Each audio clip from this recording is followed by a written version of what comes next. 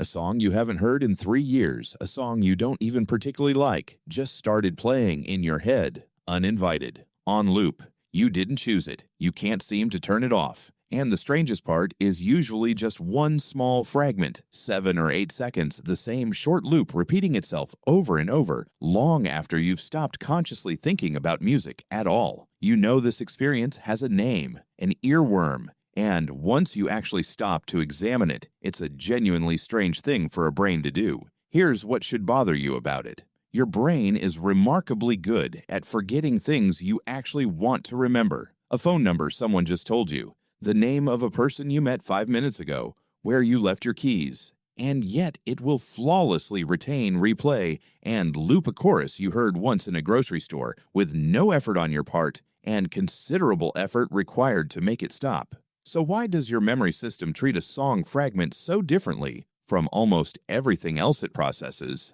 A researcher named James Kellaris, a marketing professor who became one of the first academics to study this phenomenon seriously, actually coined the scientific term for it, cognitive itch. His framing reframes the entire mystery in a genuinely useful way. An earworm isn't really a memory problem. It's closer to a sensory irritation, something that nags at your attention the same way a physical itch nags at your skin. And the only thing that seems to relieve it, temporarily, is scratching it, which in this case means mentally replaying the exact fragment that's stuck. Kellaris surveyed large numbers of people about their earworm experiences and found some consistent patterns that help explain why certain songs get stuck far more often than others. Simplicity and repetition inside the song itself turned out to matter enormously. Songs with short, repetitive melodic phrases, unexpected rhythmic quirks, or melodies that are simple enough to be reconstructed easily by an untrained brain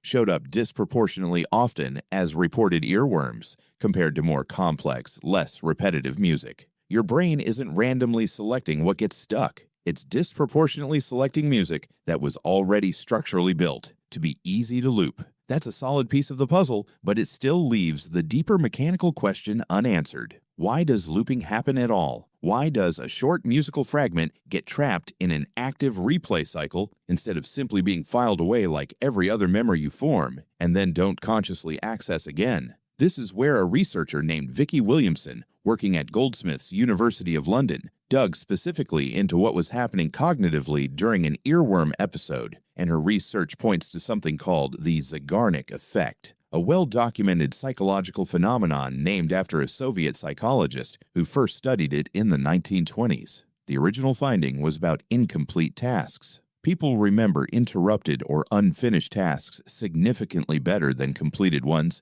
because an unfinished task keeps a kind of low-level tension active in working memory until it gets resolved. Williamson's research proposed that many earworms function as a musical version of exactly this effect.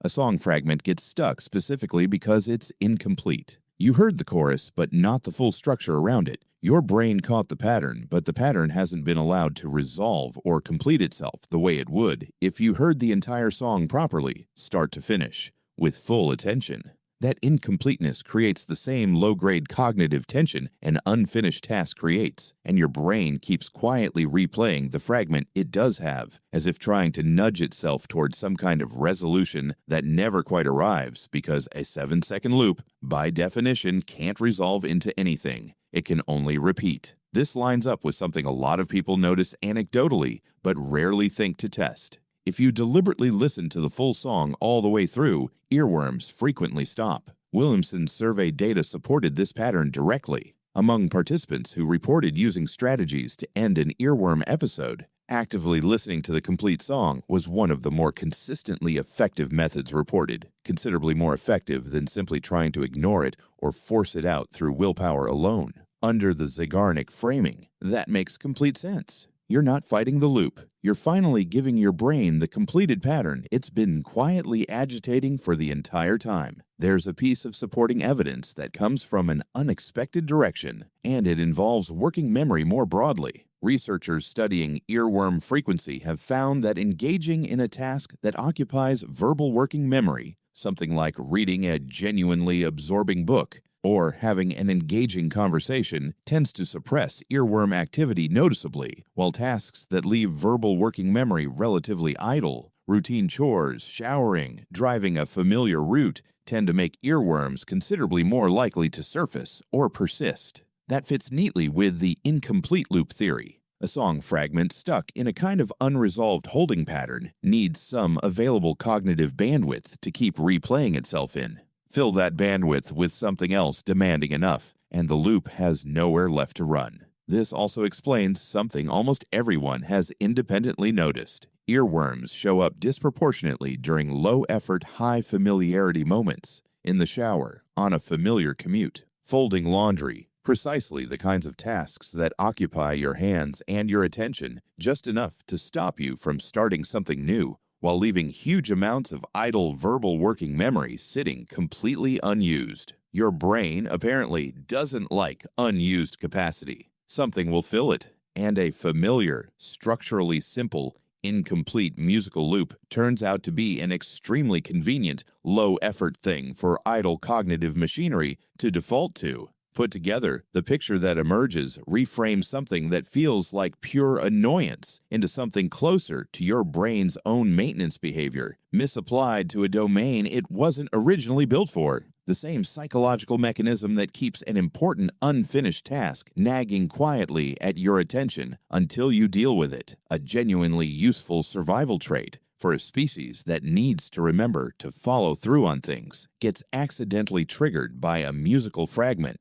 that was never actually a task at all. Your brain treats the incomplete loop the way it would treat any other piece of unfinished business, gently, repeatedly surfacing it, hoping you'll eventually resolve it without any way of knowing that a 7-second chorus fragment was never going to resolve into anything on its own. So the next time a song fragment gets stuck on loop for reasons you can't explain and definitely didn't choose, know that you're not experiencing a glitch. You're experiencing one of your brain's genuinely useful systems, the one that keeps unfinished business quietly present in your mind until it's dealt with, doing exactly what it's built to do, aimed at a target it was never actually designed for. The fix, it turns out, isn't fighting harder. It's usually just finishing the song. A song you haven't heard in 3 years just started playing in your head again. It'll probably keep looping for a while, but now, at least, you know exactly what it's waiting for.